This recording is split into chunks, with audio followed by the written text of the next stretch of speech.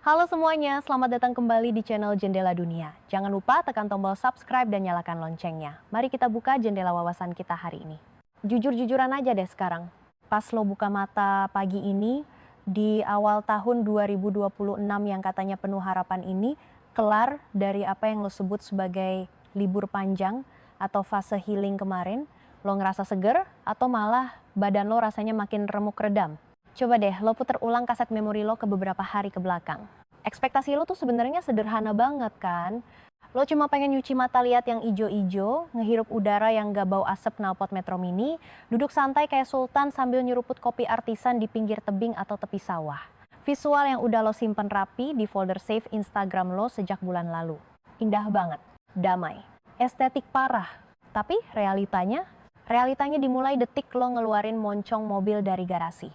Lo langsung disambut meriah sama lautan lampu rem warna merah yang gak gerak-gerak selama berjam-jam. Lo habisin waktu produktif lo cuma buat senam kaki, nginjek rem, dengerin playlist lagu yang sama diulang sampai 5 kali sampai lo enek sendiri, sambil nahan emosi lihat orang nyerobot bahu jalan kayak gak punya dosa. Dan pas lo sampai di tempat tujuan, tempat yang katanya hidden game itu isinya udah kayak pasar kaget mau lebaran, rame, berisik, antre, ular naga, dan yang paling parah, vibe-nya nggak ada bedanya sama Jakarta, cuma beda background doang. Lo akhirnya dapat tempat duduk, itu juga setelah waiting list 45 menit sambil berdiri pegal. Lo pesen makanan yang fotonya cakep banget di menu. Dan saat momen healing semu itu selesai, pelayan datang bawa bill. Disinilah reality check yang sebenarnya nampar muka lo bolak-balik. Coba lo ambil dompet lo, cari struk pembayaran liburan kemarin, kalau belum lo bejek-bejek terus lo buang. Perhatiin angka-angkanya. Bukan cuma harga makanannya yang udah di markup gila-gilaan karena lo ada di turis area. Lihat ke bawahnya bro. ADA Service Charge. Ada PB1 dan primadonanya tahun ini, PPN 12%. Iya, PPN 12% yang resminya kayak leher kita semua. Lo lihat totalnya dan lo sadar, duit yang lo keluarin itu bukan cuma buat beli nasi goreng. Lo lagi bayar biaya stres, lo bayar mahal cuma buat mindahin badan lo yang capek dari macetnya kota ke macetnya tempat wisata. Lo bayar pajak, layanan, dan inflasi gaya hidup cuma buat validasi kalau lo mampu liburan. Sakit kan? Mungkin lo mikir, gua doang kali yang lagi apes. Atau mungkin gue salah pilih tempat? Enggak sob, lo nggak sendirian. Dan ini bukan soal nasib buruk lo doang. Dengerin baik-baik, karena data ini bakal bikin lo sadar kalau kita semua lagi terjebak dalam ilusi massal yang mengerikan. Kalau kita bedah data terbaru dari Badan Pusat Statistik atau BPS yang baru aja rilis rekap tahunan, angkanya fantastis bikin geleng-geleng. BPS mencatat ada 714 juta pergerakan wisatawan Nusantara atau Wisnus. 714 juta, itu angka yang gila banget. Dibandingkan tahun-tahun sebelumnya, angka ini naik signifikan, lompat sekitar 26%. Di atas kertas, industri pariwisata kita kelihatan gagah perkasa kayak superhero. Ekonomi berputar, orang-orang belanja, hotel penuh, jalanan macet karena semua orang punya duit buat jalan-jalan. Pemerintah tepuk tangan, investor senyum lebar. Narasi yang dibangun adalah Indonesia sudah pulih, daya beli kuat, pariwisata bangkit. Tapi tunggu dulu. Kalau angkanya sebagus itu, kenapa rasanya seengap ini? Kenapa timeline media sosial lo isinya bukan pujian, tapi keluhan semua? Disinilah letak anomali yang mau gue bongkar. Sementara BPS ngerayain rekor jumlah perjalanan, data sentimen di media sosial justru nunjukin grafik yang terbalik total. Lembaga riset konsumen mencatat sentimen negatif terkait topik value for money atau kesepadan harga saat liburan itu meroket sampai 40%. Gila nggak tuh? Orang yang jalan-jalan makin banyak, tapi orang yang ngerasa tertipu sama kualitas liburannya juga meledak. Lo sering kan lihat postingan viral kayak gini, nasi goreng 80.000 rasanya kayak nasi kemarin sore. Atau villa 3 juta per malam tapi spray bau apek dan air panas mati. Atau yang paling klasik, tiket masuk mahal, di dalam masih disuruh bayar parkir liar 2 kali sama abang-abang rompi oranye. Komentar-komentar kayak mending ke luar negeri sekalian atau wisata lokal scam doang, itu bukan lagi omongan segelintir orang nyinyir. Itu udah jadi suara mayoritas yang frustrasi. Kita sampai di titik di mana kita ngeluarin duit lebih banyak. Dari sebelumnya ingat PPN 12% dan inflasi bahan pokok, tapi kita dapat pengalaman yang jauh lebih buruk dari 5 tahun lalu.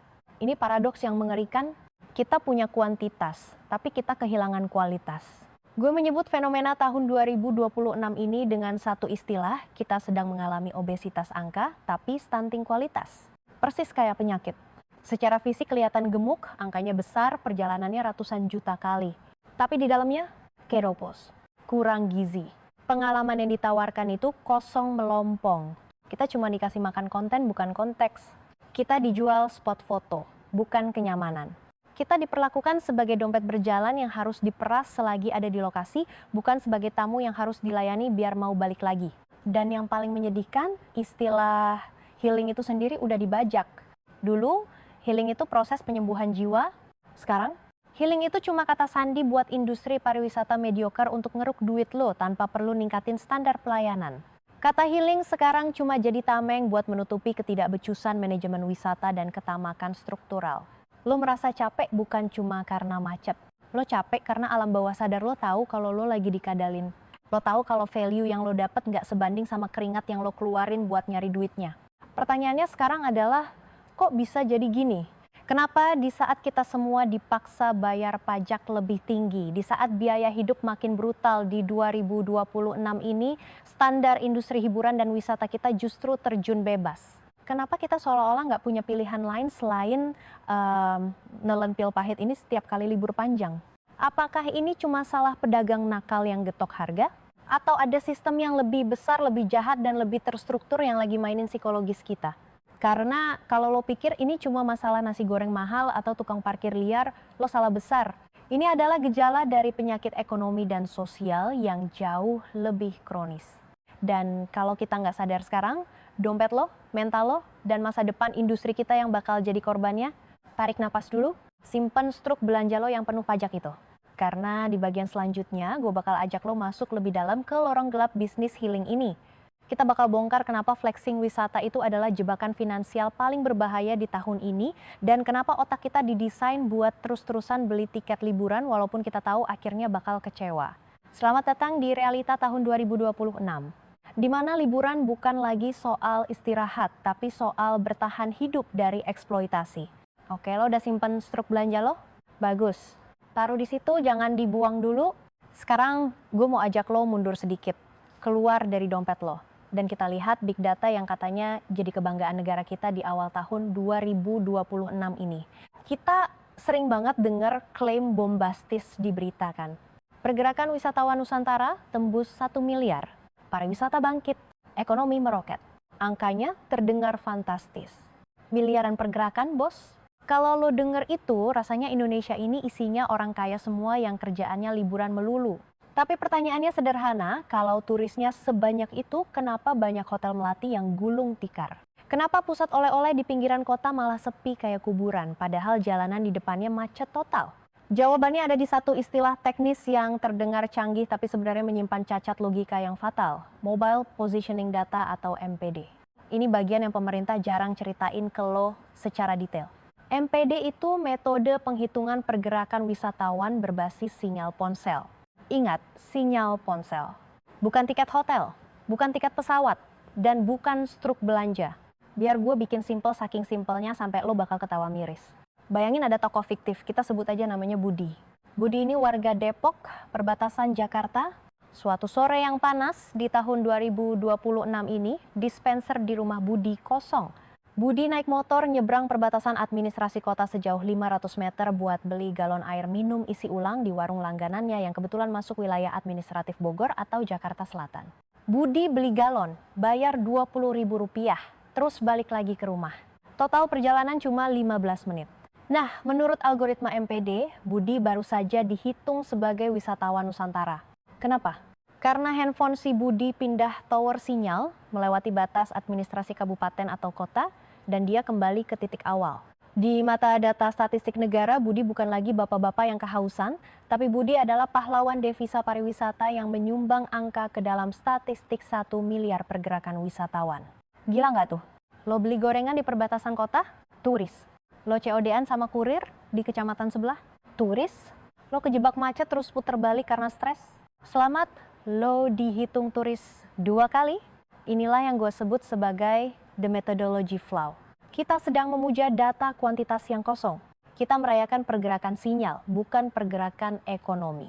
Kita menepuk dada karena angka di dashboard komputer naik, padahal realitas di lapangan si Budi cuma keluar duit Rp20.000 buat air minum, bukan Rp2 juta buat sewa kamar hotel.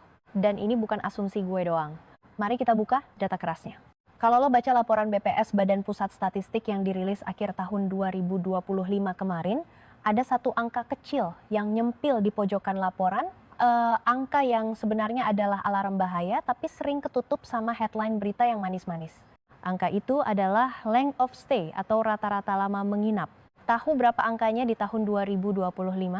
Cuma 1,58 hari. 1,58 hari, men. Itu stagnan, bahkan cenderung turun tipis dibandingkan tahun-tahun sebelumnya. Lo sadar nggak artinya apa? 1,58 hari itu bahkan nggak sampai hitungan weekend getaway yang layak. Itu artinya mayoritas orang Indonesia datang hari Sabtu siang dan Minggu pagi udah cabut. Atau lebih parah lagi, mereka cuma one day trip. Pergi pagi, pulang malam, badan remuk, dompet tipis. Inilah fenomena yang gue sebut sebagai touch and go tourism. Fenomena touch and go ini adalah cerminan jujur dari kondisi dompet kita di tahun 2026. Orang Indonesia itu butuh healing, mereka stres, mereka butuh keluar dari rumah. Jadi secara sinyal handphone mereka bergerak masif, macetnya di Puncak, di Lembang, di Batu, di Jogja itu gila-gilaan. Tapi coba cek spendingnya. Mereka datang ke tempat wisata, foto-foto buat konten Instagram atau TikTok biar kelihatan bahagia, beli tiket masuk yang paling murah, makan bekal dari rumah, atau beli cilok di parkiran terus pulang. Mereka menyentuh destinasi wisata, tapi langsung pergi tanpa meninggalkan jejak ekonomi yang berarti buat pengusaha lokal. Mereka nggak nginap di hotel bintang 3, boro-boro bintang 5. Mereka nggak belanja kerajinan tangan seharga ratusan ribu rupiah.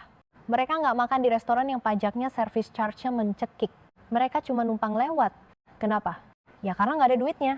Daya beli kita tergerus inflasi bahan pokok, biaya pendidikan anak, cicilan KPR, dan pajak yang naik terus. Jadi otak kita melakukan kompromi.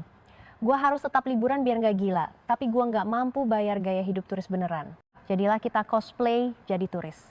Kita membanjiri jalanan, bikin macet, bikin data MPD meledak angkanya, tapi secara ekonomi kita nggak nyumbang apa-apa selain sampah plastik dan polusi udara.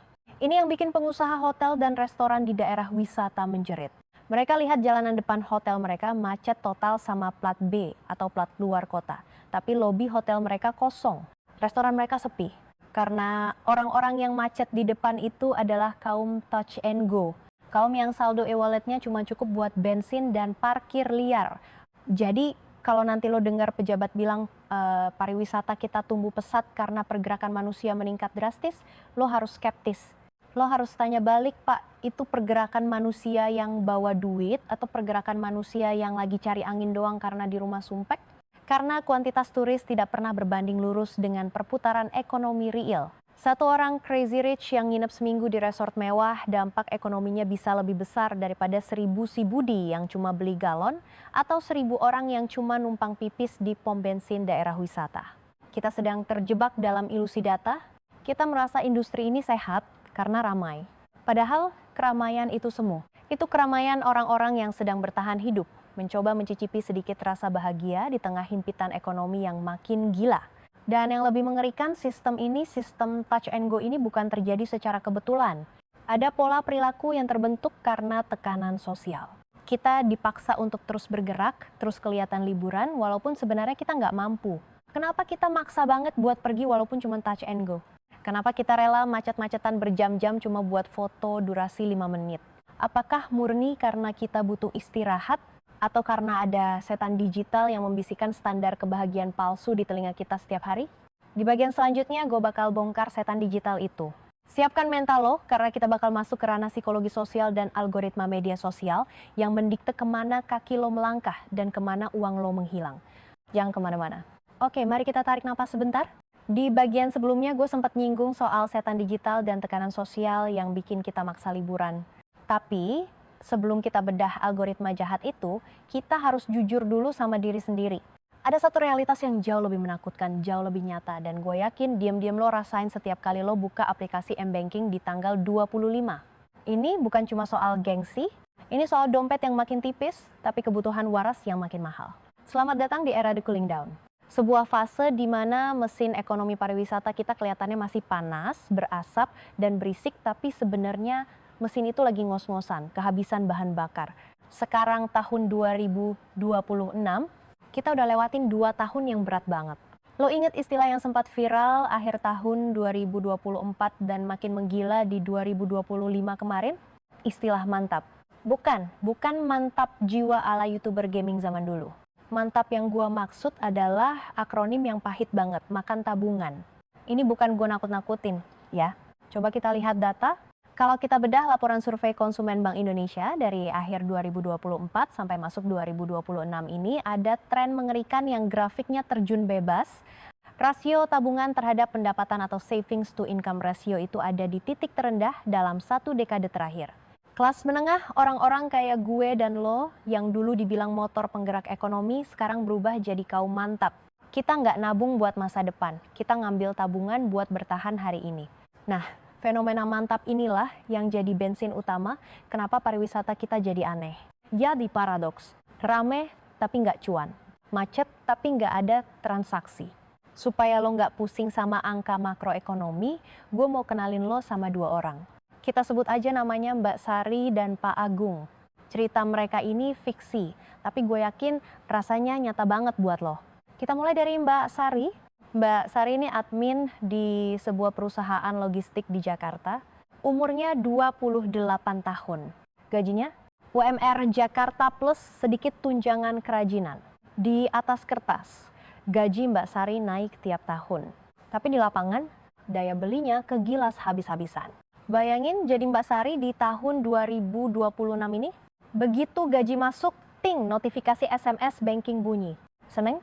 Belum tentu, karena detik itu juga potongan otomatis bekerja, BPJS Kesehatan, BPJS Ketenagakerjaan itu standar, tapi sekarang ada potongan tapera yang udah jalan efektif. Belum lagi, setiap kali dia belanja kebutuhan harian atau sekadar beli skincare buat self-reward, dia dihantam PPN yang udah naik jadi 12% sejak tahun lalu. Duit yang benar-benar bisa dipakai Mbak Sari apa yang ekonom sebut sebagai disposable income itu nyusut drastis. Sisa gajinya cuma numpang lewat buat bayar kosan dan cicilan motor. Terus apa Mbak Sari nggak butuh liburan? Ya butuhlah, dia manusia, bukan robot. Tekanan kerjaan makin gila, atasan makin demanding. Dia butuh healing. Dia butuh kabur sebentar dari Jakarta yang polusinya makin gak ngotak. Akhirnya Mbak Sari memutuskan buat pergi ke Puncak atau Bandung pas weekend. Tapi karena uangnya pas-pasan, pola liburannya berubah total. Dia jadi turis touch and go yang kita bahas di part sebelumnya. Mbak Sari berangkat naik motor sama pacarnya atau patungan sewa mobil murah sama 4 temennya.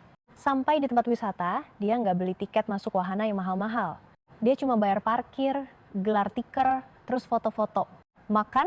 Gak ada cerita makan di restoran Sunda yang satu paket nasi liwetnya bisa Rp100.000 per orang. Mbak Sari bawa rice cooker kecil atau bekel dari rumah. Atau paling banter, beli pop mie dan kopi sachet di warung pinggir jalan. Mbak Sari nggak pelit. Tolong catat ini baik-baik. Mbak Sari nggak pelit. Dia cuma nggak mampu. Dia adalah representasi dari jutaan Gen Z dan milenial yang mencoba tetap waras di tengah himpitan ekonomi yang struktural. Dia sedang melakukan efisiensi kebahagiaan. Sekarang kita geser perspektifnya ke sisi seberang. Kita ketemu Pak Agung. Pak Agung ini pemilik homestay kecil-kecilan di daerah wisata, sebut saja di Lembang atau Batu.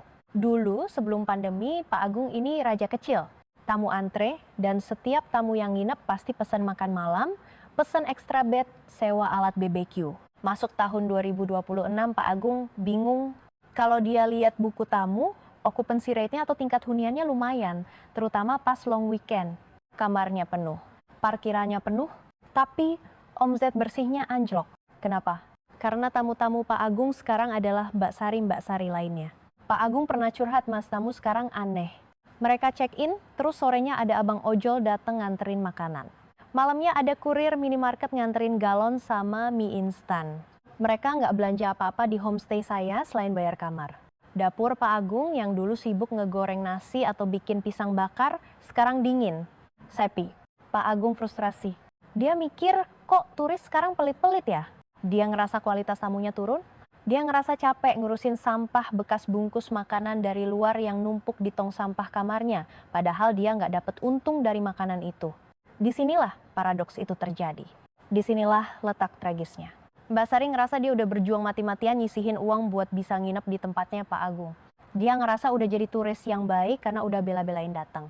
Tapi di mata Pak Agung, Mbak Sari adalah turis low quality yang nggak ngasih cuan tambahan. Dua-duanya nggak salah. Dua-duanya adalah korban. Mbak Sari adalah korban dari inflasi bahan pangan yang nggak turun-turun, kebijakan pajak yang agresif, dan gaji yang naiknya kayak siput. Sementara Pak Agung adalah korban dari biaya operasional yang naik listrik, naik gas naik, pajak usaha naik, tapi dia nggak bisa naikin harga kamar karena takut nggak laku. Ini yang gue sebut sebagai the cooling down. Angka kunjungan wisatawannya mungkin terlihat panas dan tinggi di data BPS, bisa jadi jutaan pergerakan orang saat libur Nataru atau Lebaran. Tapi panas yang dihasilkan itu bukan panas pembakaran mesin yang sehat, itu panas demam. Itu panas karena gesekan roda yang kering tanpa pelumas. Rata-rata pengeluaran per turis atau spending per pax itu turun drastis. Kita rame, kita macet, kita uyak-uyakan di jalan, tapi perputaran uangnya nggak nendang ke ekonomi lokal secara signifikan. Uangnya cuma muter di bensin, parkir liar, dan minimarket waralaba nasional. UMKM lokal kayak warung makan tradisional atau toko oleh-oleh asli daerah, mereka cuma dapat remah-remah. Fenomena mantap atau makan tabungan ini bikin kita jadi turis yang sangat kalkulatif. Kita jadi jago banget matematika setiap kali mau liburan. Kalau gue parkir di sini Rp10.000, berarti gue nggak boleh beli minum. Minumnya bawa dari mobil aja. Kalau tiket masuknya Rp50.000, berarti kita foto di gerbangnya aja, nggak usah masuk. Sedih nggak sih dengarnya? Liburan yang harusnya jadi momen pelepasan, momen kita nggak mikirin duit barang sejenak, sekarang malah jadi momen dimana kita paling pelit sama diri sendiri. Kita liburan dengan rasa bersalah. Aduh, habis ini bayar listrik gimana ya? Aduh, ini gesek kartu kredit lagi, bulan depan bayarnya gimana ya? Inilah wajah asli pariwisata kita di tahun 2026. Wajah yang lelah, wajah yang dipaksa senyum buat konten Instagram, padahal di baliknya ada kecemasan finansial yang akut. Tapi pertanyaannya, kalau emang kondisi ekonominya seberat ini, kalau emang dompet kita setipis ini, kenapa kita nggak berhenti aja? Kenapa kita nggak diem aja di rumah, nonton film bajakan, dan hemat uang? Kenapa fenomena touch and go dan mantap ini tetap masif? Kenapa rasanya wajib banget buat update status lagi di pantai atau di gunung walau cuma beli cilok? Jawabannya bukan di dompet lo. Jawabannya ada di kepala lo. Jawabannya ada di benda kotak bercahaya yang lo pegang sekarang. Disitulah setan digital itu bersembunyi. Dia yang bikin lo ngerasa jadi manusia gagal kalau lo nggak kelihatan bahagia. Dan percayalah, cara kerja setan digital ini jauh lebih manipulatif dari yang lo bayangkan. Dia nggak cuma nyuruh lo liburan, dia mendikte bagaimana lo harus merasa tentang hidup lo sendiri. Di bagian selanjutnya, gue bakal ajak lo masuk ke dalam otak kita sendiri. Kita bakal bongkar gimana algoritma media sosial di tahun 2026 ini udah berevolusi jadi mesin perusak mental yang bikin kita miskin tapi tetap sombong. Siap-siap karena bahasannya bakal makin gelap. Oke, mari kita tarik napas sebentar.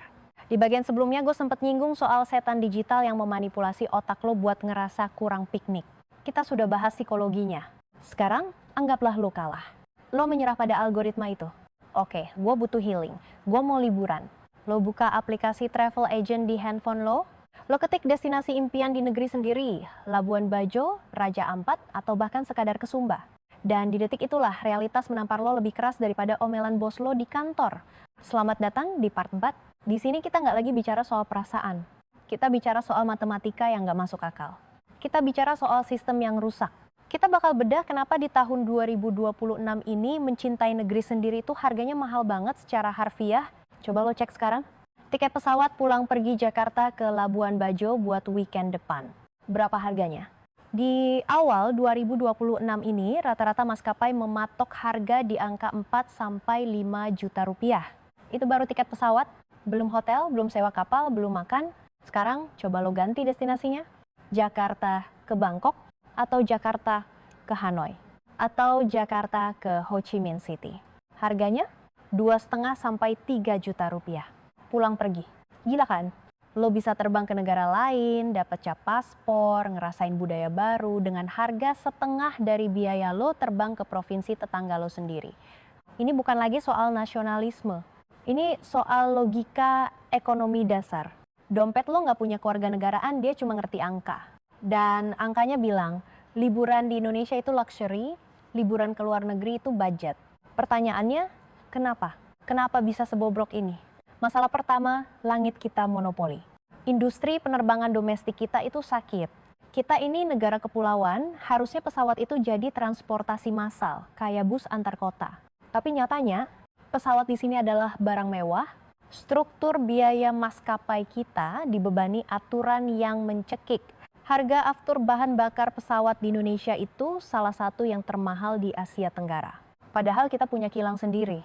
Distribusi aftur yang dimonopoli ditambah pajak berlapis bikin komponen biaya bahan bakar bisa makan 40% lebih dari operasional maskapai. Belum lagi PPN tiket yang naik terus. Di 2026 ini setiap lo beli tiket lo nyumbang pajak yang gede banget ke negara, tapi negara gagal ngasih balik infrastruktur yang setara. Maskapai lokal kita cuma ada 2 grup besar yang menguasai pasar. Duopoli, nggak ada kompetisi yang sehat. Kalau mereka sepakat naikin harga, lo mau apa? Mau berenang ke Kalimantan? Bandingkan sama rute internasional. Banyak pemain, banyak kompetisi, pajak bahan bakar di negara tujuan lebih rendah. Jadilah anomali gila ini. Terbang melewati perbatasan negara lebih murah daripada terbang melewati selat di negara sendiri. Tapi penderitaan lo belum selesai di tiket pesawat. Katakanlah lo orang kaya. Lo beli tiket mahal itu ke Labuan Bajo atau ke Mandalika. Lo mendarat. Lo keluar dari bandara. Masalah kedua muncul, the last mile problem. Di negara maju atau bahkan di negara tetangga kayak Thailand dan Vietnam, integrasi transportasi publik itu kunci. Lo turun di Bandara Suvarnabhumi atau Noi Bai, lo punya pilihan. Kereta bandara yang murah, bus kota yang nyaman, atau taksi online yang harganya transparan. Di Indonesia, begitu lo keluar pintu kedatangan di banyak destinasi wisata prioritas, lo disambut siapa? Mafia transportasi, zona merah taksi online, larangan jemput di titik tertentu, lo dipaksa naik transportasi lokal yang harganya nembak semaunya. Jarak 5 km bisa ditagih Rp200.000. Nggak ada meteran, nggak ada standar pelayanan, mau naik atau jalan kaki. Itu ancaman halusnya. Infrastruktur transportasi publik di daerah wisata kita itu nyaris nol. Mau eksplor Bali tanpa sewa motor atau mobil? Good luck. Lo bakal bangkrut bayar taksi atau mati tua nunggu bus yang gak jelas jadwalnya. Trotoar? Jangan harap. Ini membawa kita ke poin paling kritis. Mahal di Indonesia itu seringkali gak worth it. Di 2026 ini kita kena penyakit parah yang namanya gentrification by viral culture. Gara-gara tempat itu viral di TikTok, harga tanah naik, harga sewa naik, harga makanan naik gila-gilaan. Kopi susu yang modalnya Rp5.000 dijual Rp60.000 cuma karena view sawah. Indomie rebus dijual Rp45.000 karena ada di pinggir tebing yang instagramable. Oke, kita bayar mahal nggak masalah kalau fasilitasnya premium. Tapi apa yang kita dapat? Lo bayar resort jutaan semalam di Canggu atau Ubud, tapi begitu lo keluar gerbang hotel, lo harus jalan kaki di pinggir selokan karena nggak ada trotoar. Lo harus menghirup debu proyek yang nggak kelar-kelar. Lo harus melihat kabel listrik semrawut yang halangin sunset, mahal lo itu. Sampah visual di mana-mana. Infrastruktur dasar kita, jalan raya, trotoar, manajemen sampah itu nggak siap nampung lonjakan turis viral ini. Bandingkan kalau lo ke Jepang atau bahkan Singapura. Lo bayar mahal tapi lo dapat trotoar yang lebar, bersih, aman. Lo dapat kepastian waktu. Lo dapat kenyamanan visual. Di sana, mahal itu terbayar dengan kualitas hidup. Di sini, mahal itu cuma biaya masuk ke spot foto, sisanya lo berjuang sendiri kayak lagi survival mode. Data BPS dan survei pariwisata 2 tahun terakhir menunjukkan tren yang mengkhawatirkan. Jumlah wisatawan Nusantara memang naik secara kuantitas, tapi spending quality-nya stagnan atau turun. Orang Indonesia makin pelit liburan di dalam negeri. Mereka bawa bekal, ngurangin nginep di hotel, atau cuma datang foto-foto lalu pulang. Kenapa?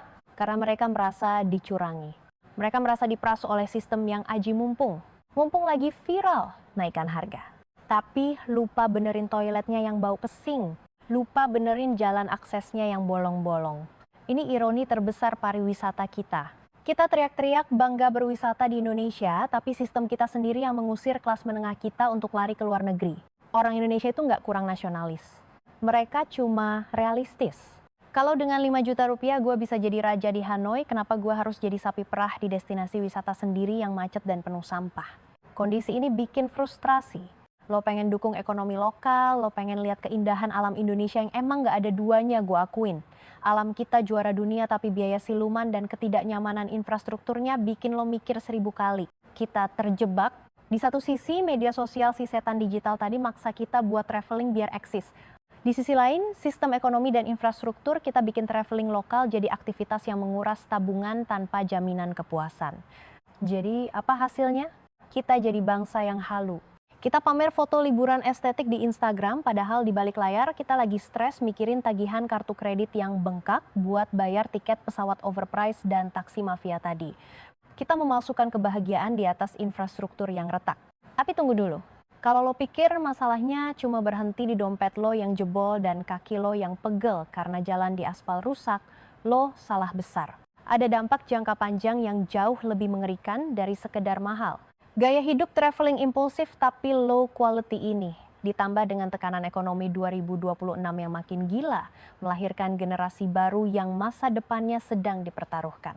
Generasi yang punya banyak stempel paspor dan stok foto senja, tapi nggak punya aset, nggak punya rumah, dan hidup di ambang jurang kemiskinan struktural. Kita akan masuk ke bagian terakhir, bagian paling menyakitkan tapi harus kita hadapi. Tentang bagaimana semua kegilaan ini dari frugal living yang gagal, ilusi media sosial sampai sistem harga yang mencekik bermuara pada satu takdir suram buat generasi kita. Ini bukan lagi soal liburan, ini soal survival. Bersiaplah. Part 5, The Final Verdict. Jadi pertanyaan besarnya sekarang adalah, apa posisi kita sebenarnya di mata negara dan industri ini?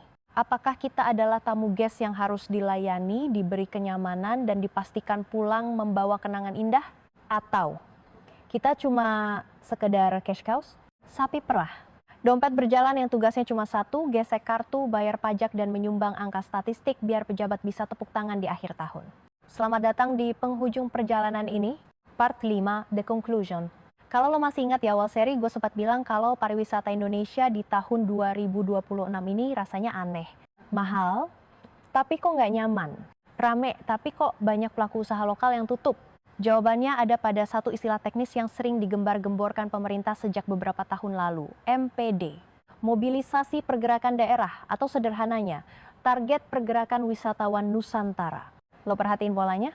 Sejak pandemi berakhir, narasi utama regulator kita bukan lagi quality tourism atau pariwisata berkualitas. Narasi utamanya adalah angka, kita harus tembus 1,2 miliar pergerakan. Kita harus capai 1,5 miliar pergerakan. Angka, angka, dan angka. Pemerintah terobsesi mengejar kuantitas. Mereka mendorong lo, gue, dan kita semua untuk healing, untuk bangga berwisata di Indonesia, untuk terus bergerak dari satu kota ke kota lain. Tapi masalahnya, mereka lupa satu hal fatal. Mereka menggenjot demand permintaan habis-habisan lewat marketing dan influencer. Tapi mereka lupa membereskan supply side-nya. Mereka lupa membereskan rumahnya sendiri. Bayangin lo punya rumah tipe 36, toilet cuma satu, air sering mati. Terus lo undang 500 orang buat pesta di rumah lo. Apa yang terjadi? Kekacauan. Toilet mampet, tamu berantem rebutan kursi, sampah berserakan, dan tuan rumah stres. Itulah wajah pariwisata Indonesia di tahun 2026. Kita dipaksa masuk ke destinasi-destinasi yang infrastrukturnya belum siap. Jalanan sempit yang didesain tahun 90-an dipaksa menampung volume kendaraan tahun 2026. Sistem pengelolaan sampah yang masih primitif dipaksa menelan jutaan ton plastik bekas makanan viral kalian. Hasilnya? Indonesia bukan lagi menjadi surga tropis yang eksotis. Indonesia berubah menjadi pasar malam raksasa. Rame, berisik, kotor, semrawut. Lu datang jauh-jauh, bayar tiket pesawat yang harganya setara UMR sebulan. Karena data BPS menunjukkan inflasi sektor transportasi terus menjadi penyumbang terbesar kenaikan biaya hidup, cuma buat antre foto di spot yang aslinya biasa aja, makan di tempat yang harganya digetok sembarangan, dan terjebak macet 4 jam menuju bandara. Ini bukan liburan, ini simulasi neraka dengan filter Instagram. Dan yang paling menyedihkan, model pasar malam ini tidak mensejahterakan siapa-siapa dalam jangka panjang. Masyarakat lokal mungkin dapat untung sesaat dari parkir liar atau jualan air mineral, ya, tapi setelah itu lingkungan mereka rusak, air tanah mereka habis disedot hotel yang izinnya dipermudah demi investasi. Budaya mereka tergerus karena komodifikasi yang brutal. Sementara lo pulang dengan saldo tabungan yang menipis dan tingkat stres yang justru makin tinggi karena liburan lo nggak berkualitas. Kalau ini diteruskan, kalau pemerintah dan regulator masih tutup mata dan cuma peduli sama laporan statistik jumlah wisatawan naik sekian persen, kita sedang membunuh angsa bertelur emas kita sendiri. Destinasi wisata itu ada daya tampungnya, ada carrying capacity-nya. Bali Selatan sudah menjerit, Jogja sudah sesak napas, Bandung sudah lumpuh setiap akhir pekan. Dan sekarang mereka mau membuka Bali-Bali baru dengan pola pikir yang sama? Gila. Itu namanya bunuh diri ekologis dan ekonomis. Jadi, apa yang harus kita lakukan? Gua nggak menyuruh lo berhenti traveling. Nah nggak, kita butuh liburan, kita butuh melihat dunia, kita butuh waras. Tapi di tahun 2026 ini, di tengah himpitan ekonomi yang makin gila, kita harus ubah mindset. Kita harus berevolusi dari sekadar turis FOMO menjadi smart traveler, berhenti jadi korban algoritma. Berhenti datang ke tempat yang lagi viral cuma demi validasi sosial. Karena percayalah, tempat yang lagi viral itu biasanya adalah tempat yang paling gak nyaman buat didatangi. Jadilah traveler yang kritis. Cari destinasi yang menerapkan konsep sustainable. Cari tempat yang membatasi jumlah pengunjung demi kenyamanan. Dukung bisnis lokal yang transparan soal harga dan menjaga lingkungan. Kalau lo punya uang 5 juta rupiah, jangan hamburkan buat 3 hari liburan yang bikin lo emosi. Mending lo tabung, riset, dan pakai buat satu perjalanan yang benar-benar memberikan value, ketenangan, dan pengalaman batin. Kualitas di atas kuantitas. Dan buat Bapak Ibu yang duduk di kursi empuk regulator sana, tolong dengarkan ini baik-baik, berhenti menjadikan kami sapi perah. Rakyat butuh infrastruktur transportasi publik yang terintegrasi, bukan cuma jalan tol berbayar yang mahal. Rakyat butuh regulasi tiket pesawat yang masuk akal, bukan duopoli maskapai yang mencekik leher. Rakyat butuh pengelolaan sampah yang modern di destinasi wisata, bukan gunungan plastik di belakang resort mewah. Perbaiki supply side-nya. Kelola destinasinya dengan benar. Jangan cuma jago bikin branding Wonderful Indonesia, tapi realitanya Stressful Indonesia. Kami lelah disuruh bangga, tapi dipersulit di negeri sendiri. Teman-teman, pariwisata adalah cermin sebuah bangsa. Kalau pariwisatanya semrawut, ugal-ugalan, dan eksploitatif, itu tandanya kita sedang tidak baik-baik saja sebagai sebuah negara. Masa depan traveling bukan lagi soal seberapa jauh lo pergi, tapi seberapa bijak lo memilih. Di tahun 2026 ini lo punya 2 pilihan. Tetap jadi turis yang ikut arus, memadati pasar malam raksasa, dan pulang dengan rasa hampa. Atau lo ambil kendali. Lo jadi traveler cerdas yang menuntut kualitas, menghargai alam, dan menolak dibodohi oleh sistem. Pilihan ada di tangan lo, karena pada akhirnya Indonesia itu terlalu indah untuk dinikmati dengan cara yang murahan. Jangan biarkan negeri sekeren ini hancur cuma karena kita terlalu serakah mengejar angka. Gua harap seri ini membuka mata lo. Bukan untuk bikin lo takut, tapi untuk bikin lo sadar bahwa liburan lo, uang lo, dan masa depan lo itu berharga. Jaga diri lo baik-baik. Sampai jumpa di perjalanan yang lebih bermakna.